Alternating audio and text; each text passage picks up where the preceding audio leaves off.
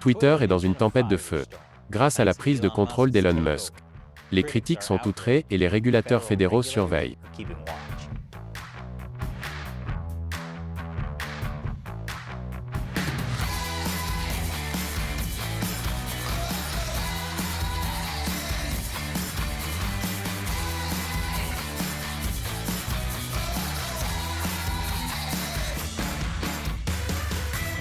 Bienvenue à l'émission Amérique dévoilée, je suis Chris Chappell. Elon Musk est le chef de Twitter depuis plus de 2 semaines maintenant.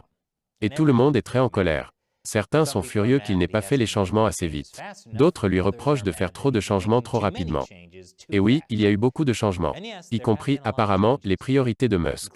Lorsqu'il a proposé pour la première fois d'acheter Twitter, Musk a déclaré « Ce n'est pas une façon de faire de l'argent », se concentrant davantage sur la liberté d'expression et l'amélioration de Twitter en tant que plateforme publique.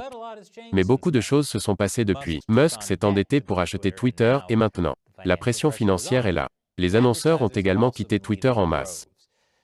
De nombreuses grandes entreprises ont suspendu leurs dépenses en raison des inquiétudes suscitées par la modération du contenu et les discours haineux. Certains leaders des droits civiques ont fait pression pour qu'elle quitte le site. Il est donc temps pour Elon Musk de rendre Twitter rentable. Le problème est que Twitter n'a été rentable que pendant 2 des 10 dernières années. Maintenant, nous savons tout ce qui a alimenté le feu de poubelle de Twitter. Ils ont littéralement brûlé de l'argent. Musk veut remédier à cela, mais pour ce faire, il met Twitter sans dessus-dessous, ce qui rend beaucoup de gens nerveux. Et par nerveux, je veux dire qu'ils sont carrément en train de paniquer. Voici le point de vue de CNN sur la situation. Le monde regarde l'homme le plus riche du monde détruire à lui seul l'une des plateformes de communication les plus puissantes et les plus importantes du monde. Alors comment détruire un feu de poubelle? Pour commencer, il faut arrêter de brûler de l'argent. Jusqu'à présent, Musk a licencié les principaux dirigeants de Twitter, réduit de moitié le personnel de Twitter, et a accéléré Twitter pour gagner plus d'argent avec des paiements mensuels de $8 pour les coches bleues. Nous y reviendrons plus tard. Le 10 novembre, Musk a envoyé un email au personnel de Twitter pour expliquer la situation, et ça n'avait pas l'air génial. Il a écrit « Sans revenus d'abonnement significatifs, il y a de fortes chances que Twitter ne survive pas à la prochaine récession économique. » Plus tard, Musk a averti que la faillite n'était pas hors de question.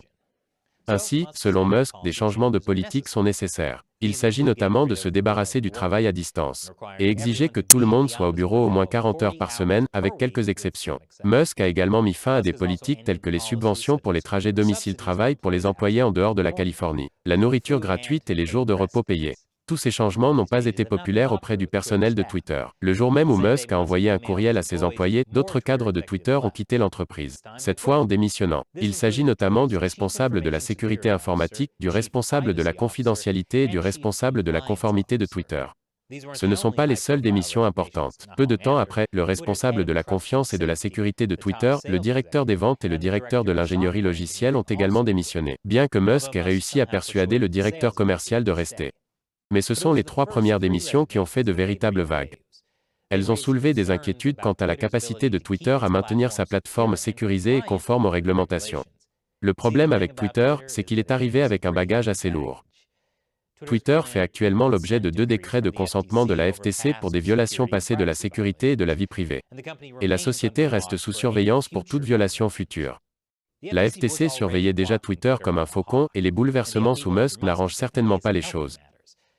D'après un expert en cybersécurité qui a été le conseiller externe de Twitter, l'ordonnance de consentement de la FTC exige que Twitter soumette à la FTC un avis de conformité signé par des dirigeants prédéterminés de l'entreprise 14 jours après un changement de contrôle de l'entreprise.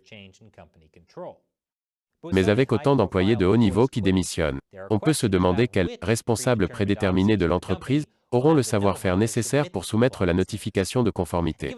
Et étant donné que 14 jours se sont déjà écoulés, Twitter est déjà en train de violer les ordres de la FTC. Et l'enjeu n'est pas mince. Il n'est pas clair si Twitter a déjà violé les accords de consentement avec la FTC. Mais si c'est le cas, le résultat pourrait être des millions de dollars d'amende civile et encore plus de réglementation de la FTC.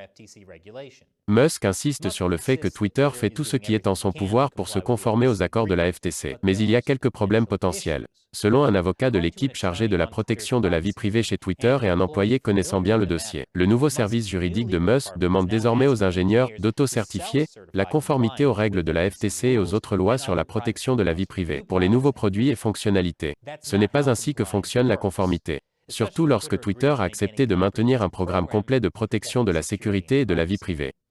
Un porte-parole de la FTC a déclaré qu'elle suit les récents développements chez Twitter avec une profonde inquiétude et qu'aucun PDG ou entreprise n'est au-dessus de la loi. Outre les défis juridiques, Musk est également confronté à des problèmes de trolls sur Internet et d'argent.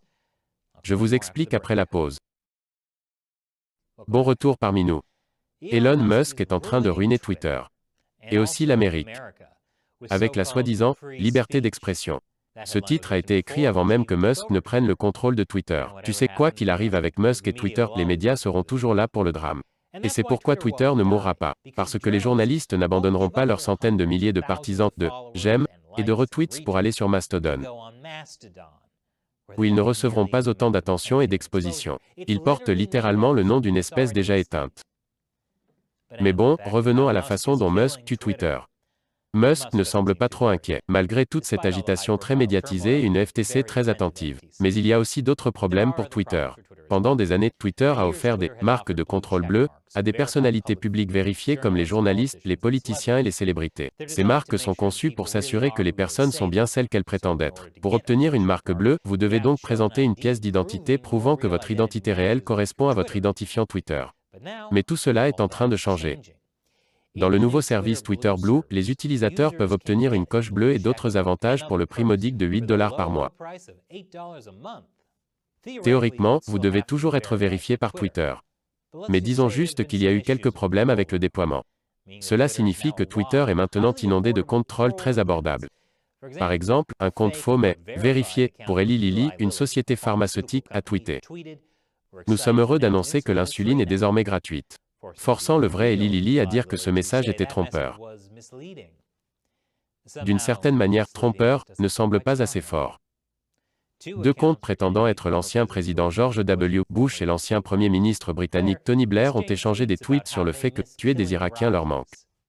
La traînée pour la génération X et les milléniaux.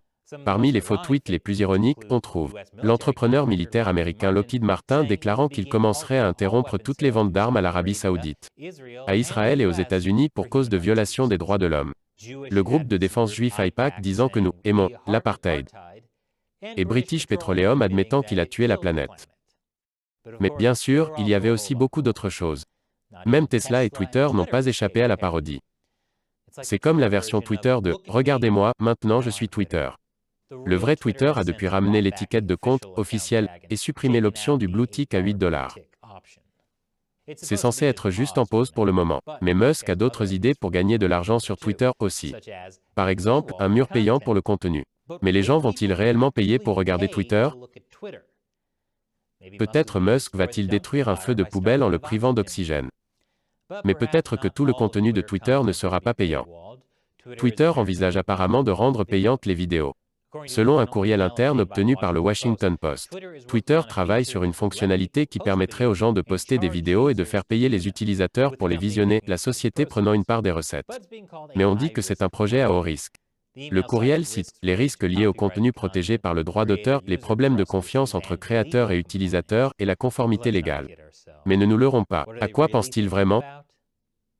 Qu'est-ce qui vous vient à l'esprit quand vous pensez à la télévision payante? Netflix, bien sûr. En fait, les gens pensent à OnlyFans. Certains disent déjà que Musk va de l'avant avec une vision OnlyFans-esque pour Twitter. Twitter a les bases pour cela. Au moins 13% de Twitter a un contenu non sécurisé pour le travail. Et Twitter envisageait de monétiser les contenus pour adultes avant même que Musk n'en prenne la direction. Le problème était l'incapacité de Twitter à contrer la pornographie enfantine et la nudité non consensuelle. Oui, ce serait un problème. Twitter a déjà des problèmes avec l'exploitation sexuelle sur sa plateforme, et pour autant que nous le sachions. Les dirigeants étaient au courant, mais n'ont pas fait grand-chose pour régler le problème. Ok, c'est un peu tard dans l'épisode, mais je pense que nous avons besoin d'une pause santé mentale d'Amérique dévoilée. Des chiots. Gentils chiots tout doux. Mais l'idée que Twitter monétise du contenu pour adultes n'est que spéculation jusqu'à présent. Après tout, comme je l'ai dit au début, Musk ne possède Twitter que depuis un peu plus de 2 semaines. Il est un peu tôt pour savoir comme tout cela va se passer. Cependant, une chose est sûre. Twitter sous la direction d'Elon Musk n'a pas été ennuyeux. Alors qu'en pensez-vous? Elon Musk est-il en train de ruiner Twitter? Laissez vos commentaires ci-dessous. Et si vous aimez cette émission, n'oubliez pas que nous dépendons principalement du soutien direct de téléspectateurs comme vous. Il suffit $1 par épisode sur notre site de financement participatif Patreon. Visitez patreon.com/americauncovered pour en savoir plus. Cliquez sur le lien ci-dessous. Encore une fois, je suis Chris Chappell. Merci d'avoir regardé Amérique dévoilée.